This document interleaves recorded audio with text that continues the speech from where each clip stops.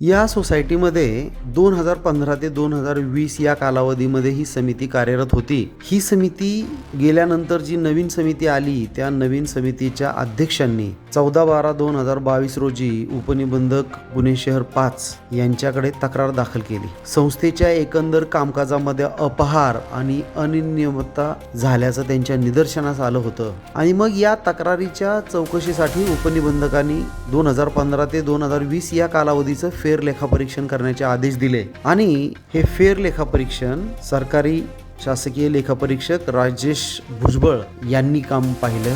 जो गुन्हा दाखल झाला त्याच्यावरून असं स्पष्ट निदर्शनास येतं की निवडणुकीचे नियम न पाळता समितीवर आलेले हे सदस्य होते. मग त्यांचा पायाच बेकायदेशीर आहे. ही जी समिती निवडून आली किंवा बेकायदेशीरित्या ही मंडळी जी पदावर आली त्यांनी पदावर आल्यानंतर 5 वर्षामध्ये खोटी आणि बोगस बिलं तयार करणं, एकाच कामाची बिलं पुन्हा पुन्हा दाखवली, बेरर चेकद्वारे रोख रक्कम बँकेतून काढल्या, लिफ्टच्या देखभालीसाठी जवळपास 14 लाखाचा अपहार केला, खर्च केला. असं त्यांनी 5 वर्षामध्ये जवळपास 66,54,000चा नुकसान संस्थेला केलं. एवढ्या रकमेचा अपहार केला आणि या सर्वेमध्ये या सर्व जो काही गुन्हा घडला तर यामध्ये संस्थेचा तत्कालीन अध्यक्ष, सचिव, मॅनेजर, ऑडिटर अशी 11 मंडळी जी होती त्यांच्यावर तो गुन्हा दाखल झाला आणि हा गुन्हा त्यावेळेस IPC होतं तर IPCचं 420 म्हणजे फसवणूक, 406 म्हणजे